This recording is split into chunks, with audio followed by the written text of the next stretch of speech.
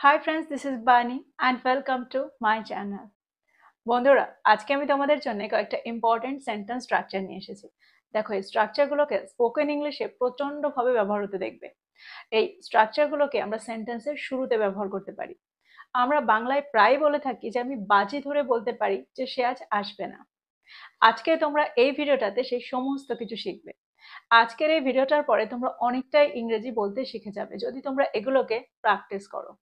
দেখবে এগুলো ব্যবহার করে তোমরা প্রচুর সেন্টেন্স তৈরি করতে পারবে আর সেগুলোকে তোমরা ব্যবহার করতে পারবে। তো আজকের ভিডিওটা কিন্তু ভীষণ ইম্পর্ট্যান্ট। তোমরা কোথাও যাবে না, আমার সাথে ভিডিওটা একদম শেষ পর্যন্ত থাকবে। যারা চ্যানেলে নতুন অর্থাৎ প্রথম আমার ভিডিও দেখছো তারা প্লিজ চ্যানেলটাকে সাবস্ক্রাইব করে নিও, তাহলে যখনই আমি ভিডিও আপলোড করব তোমরা নোটিফিকেশন পেয়ে যাবে। তো আর দেরি না করে চলো শুরু করা যাক আজকের ভিডিও। প্রথম স্ট্রাকচারটা হলো আই বেট। আই বেট, যার অর্থ হলো আমি বাজি ধরে বলছি। আমি বাজি ধরে বলছি সে আজ আসবে না। আমি বাজি ধরে বলছি যে এটা হবে। তো এরকম অর্থে আমরা সেন্টেন্সে আই বেট এই স্ট্রাকচারটা ব্যবহার করতে পারি। এক্সাম্পল দেখো, যদি আমি বলি আমি বাজি ধরে বলছি যে আজ বৃষ্টি হবে। I bet it will rain today. I bet it will rain today. আমি বাজি ধরে বলছি সে উত্তরটা জানে। I bet she knows the answer. I bet she knows the answer. তো তোমরা বুঝতে পারছো সেন্টেন্সে যখন আমরা বলবো যে আমি বাজি ধরে বলছি, তখন আমরা সেন্টেন্সে আই বেট এই স্ট্রাকচারটা ব্যবহার করতে পারি। আমি বাজি ধরে বলছি তাদের একটা পরিকল্পনা আছে।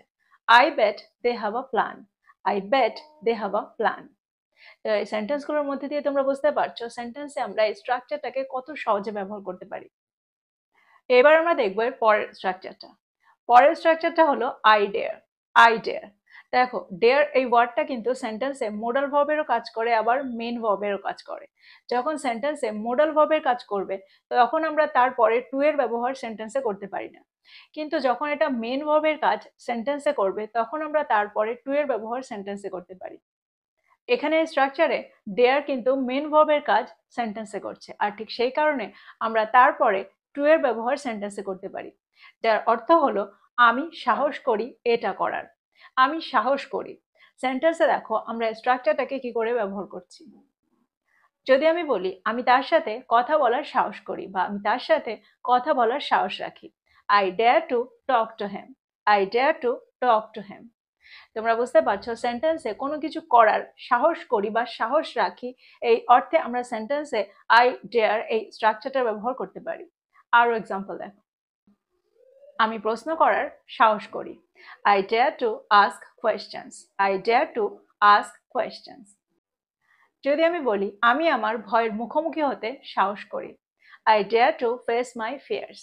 I dare to face my fears. তো এই সেন্টেন্সগুলোর মধ্যে দিয়ে তোমরা বুঝতে পারছো সেন্টেন্সে আমরা আই ডেয়ার কে কি করে ব্যবহার করছি, অর্থাৎ কোন অর্থে ব্যবহার করছি। এবার আমরা দেখবো এর পরের স্ট্রাকচারটা। পরের স্ট্রাকচারটা হলো আই রেকন। আই রেকন, যার অর্থ হলো আমি মনে করি বা আমার মনে হয়। এক্সাম্পল দেখো, যদি আমি বলি আমি মনে করি বা আমার মনে হয় তিনি শীঘ্রই এখানে হবেন। I reckon he will be here soon. I reckon he will be here soon. আমার মনে হয় তিনি ওই প্রশ্নটার উত্তর জানেন। I reckon he knows the answer to that question. I reckon he knows the answer to that question. আমার মনে হয় তারা খবরটায় অবাক হয়ে যাবে। I reckon they will be surprised by the news. I reckon they will be surprised by the news. তো এই সেন্টেন্সগুলোর মধ্যে দিয়ে আমার মনে হয় তোমরা বুঝতে পারলে সেন্টেন্সে আই রেকন কে কি করে ব্যবহার করছি। এবার আমরা দেখবো এর পরের স্ট্রাকচারটা। পরের স্ট্রাকচারটা হলো আই ফিয়ার। I fear. দেখো, আমরা প্রায় বলে থাকি যে আমার ভয় করছে যে এটা হতে পারে, বা আমি ভয় পাচ্ছি যে এটা হতে পারে। আমার ভয় যে এটা না হয়ে যায়। তো এরকম অর্থে আমরা সেন্টেন্সে আই ফিয়ার এই স্ট্রাকচারটা ব্যবহার করতে পারি। এক্সাম্পল দেখো, যদি আমি বলি আমি ভয় পাচ্ছি সে হয়তো পরিস্থিতিটা বুঝবে না। I fear she might not understand the situation. I fear she might not understand the situation. আমার ভয় তারা আমাদের প্রস্তাবটা গ্রহণ করবে না। I fear they will not accept our proposal. I fear they will not accept our proposal. আরেকটা example দেখো, আমার ভয় সে পরীক্ষাটায় পাশ করবে না। I fear she will not pass the exam. I fear she will not pass the exam. দেখো এই সেন্টেন্সে আমরা উইল নট এর জায়গায় ওন্ট এর ব্যবহারও করতে পারি। তাহলে সেন্টেন্সটা কি হবে? I fear she won't pass the exam. I fear she won't pass the exam. তো আমার মনে হয় আই ফিয়ারকেও তোমরা খুব ভালো করে বুঝতে পারলে। এবার আমরা দেখব পরের স্ট্রাকচারটা। পরের স্ট্রাকচারটা হলো আই ওয়ান্ডার। I wonder. দেখো আই ওয়ান্ডারকে আমরা দুটো অর্থে সেন্টেন্সে ব্যবহার করতে পারি। এক, আমরা এটা বলতে পারি যে আমি অবাক, আমি বিস্মিত। আবার আমরা এটাও বলতে পারি আমি ভাবছি বা আমি কিছু মনে করছি। এরকম অর্থেও আমরা সেন্টেন্সে আই ওয়ান্ডারের ব্যবহার করতে পারি। এক্সাম্পল দেখো, আমি অবাক হলাম কিভাবে তিনি এত দ্রুত ওই ধাঁধাটির সমাধান করলেন। I wonder how he solved that puzzle so quickly. I wonder how he solved that puzzle so quickly. আরেকটা এক্সাম্পল দেখো, যদি আমি বলি আমি ভাবছি কিভাবে সে ওই ভারী বাক্সটা তুলতে পেরেছিল বা কিভাবে সে ওই ভারী বাক্সটা তুলতে সক্ষম হয়েছিল। I wonder how he was able to lift that heavy box. I wonder how he was able to lift that heavy box. তো এই সেন্টেন্স দুটোর মধ্যে দিয়ে তোমরা বুঝতে পারছো সেন্টেন্স দুটোতে আমরা আলাদা আলাদা ভাবে ওয়ান্ডারকে কি করে ব্যবহার করেছি। প্রথমটাতে আমরা বোঝাতে চেয়েছি যে আমি অবাক, তারপরেরটাতে আমি বোঝাতে চেয়েছি যে আমি ভাবছি যে এটা কি করে হলো। তো এরকম দুটো অর্থেই, অর্থাৎ এরকম অর্থে আমরা সেন্টেন্সে আই ওয়ান্ডার ব্যবহার করতে পারি। এবার আমরা দেখবো এর পরেরটা। পরের স্ট্রাকচারটা হলো আই স্টেট। আই স্টেট, যার অর্থ হলো আমি বলছি বা আমি বলি। দেখো যখন কোনো কিছু আমরা পরিষ্কারভাবে বলবো বা পরিষ্কারভাবে কোনো কিছু বক্তব্য রাখবো তখন আমরা বলতে পারি আই স্টেট। এক্সাম্পল দেখো, আমি বলছি যে মিটিংটা বাতিল হয়েছে। I state the meeting is cancelled. I state the meeting is cancelled. আর একটা এক্সাম্পল দেখো, আমি বলছি যে বা আমি বলে দিচ্ছি যে সময়সীমাটি দৃঢ় বা সময়সীমাটি নিশ্চিত। I state that the deadline is firm.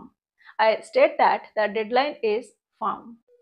দেখো স্ট্রাকচারগুলো ব্যবহারের সময় তোমরা একটা জিনিস মনে রাখবে, আমরা সবসময় সেন্টেন্সে যে আই এরই ব্যবহার করবো, অর্থাৎ সাবজেক্টটা যে সবসময় আই থাকবে তার কিন্তু কোনো অর্থ নেই।